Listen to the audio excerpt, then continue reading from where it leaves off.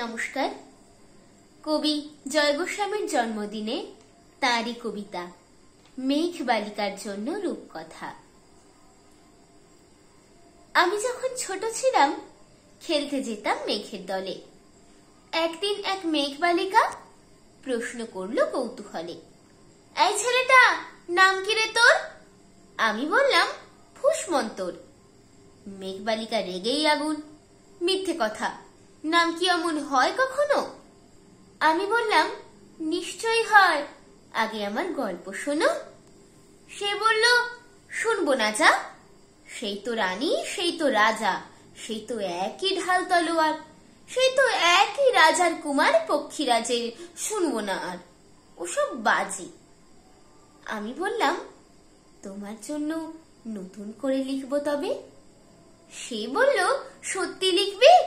বেশ, তাহলে মস্ত করে লিখতে হবে, মনে থাকবে, লিখেই কিন্তু আমায় দিবি।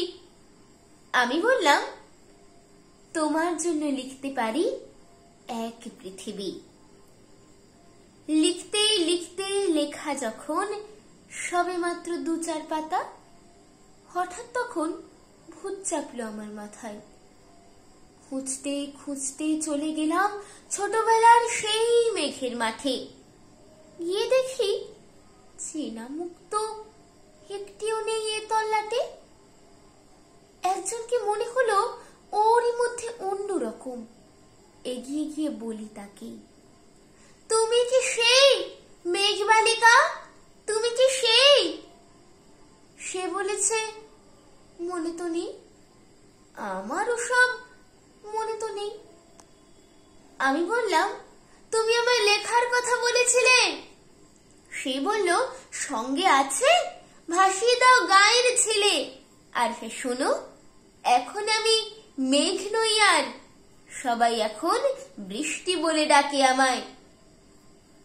বলেই হঠাৎ এক পশলায় চুল থেকে নখ আমায় পুরো ভিজিয়ে দিয়ে অন্য অন্য বৃষ্টি বাদলের সঙ্গে নিয়ে মিলিয়ে গেল খরস্রোতায়, মিলিয়ে গেল দূরে কোথায়, দূরে দূরে।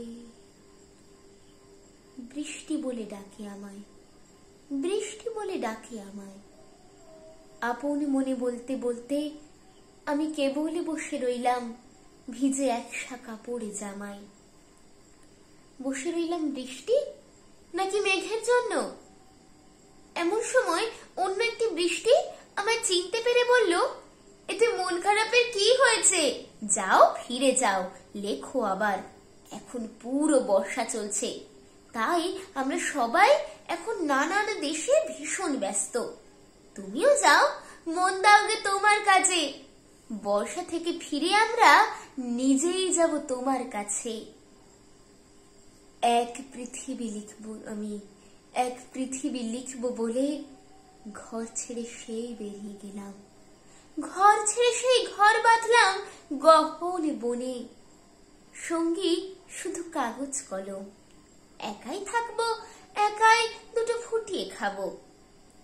2-1 মুঠো ধুলো বালি যখন যারা আসবে মনে, তাদের লিখবো, লিখেই যাব। এক পৃথিবীর 100 রকম স্বপ্ন দেখার সাধ্য থাকবে যেরূপ কথার, সেরূপ কথা শুধু আমার, আমার একার। ঘাড় গুঁজে দিন লিখতে লিখতে, ঘাড় গুঁজে রাত লিখতে লিখতে, মুছেছে দিন মুছেছে রাত, যখন আমার লেখবার হাত অসাড় হলো। চেয়ে দেখলাম সাল কি তারিখ, বছর কি মাস, সেসব হিসেব আর করিনি। লেখার দিকে তাকিয়ে দেখি এক পৃথিবী লিখবো বলে একটা খাতাও শেষ করিনি। সঙ্গে সঙ্গে ঝমঝমিয়ে বৃষ্টি এলো খাতার উপর, আমার আজীবনের লেখার উপর। বৃষ্টি এলো এই অরণ্যে, বাইরে তখন গাছের নিচে নাচছে ময়ূর আনন্দিত। এ গাছ ও গাছ উড়ছে পাখি, বলছে পাখি, এই অরণ্যে কবির জন্য আমরা থাকি। বলছে ওরা, কবির জন্য আমরা কোথাও, আমরা কোথাও, আমরা কোথাও হার মানিনি। কবি তখন কুটির থেকে তাকিয়ে আছে অনেক দূরে। বনের পরে, মাঠের পরে, নদীর পরে, সেই যেখানে সারা জীবন বৃষ্টি পড়ে, বৃষ্টি পড়ে। সেই যেখানে কেউ যায়নি, কেউ যায় না কোনো দিনই। আজ সে কবি দেখতে পাচ্ছে সেই দেশে, সেই ঝর্ণা তলায় এদিক ওদিক ছুটে বেড়ায় সোনায় মোড়া মেঘ হরিণী, কিশোর বেলার সেই হরিণী।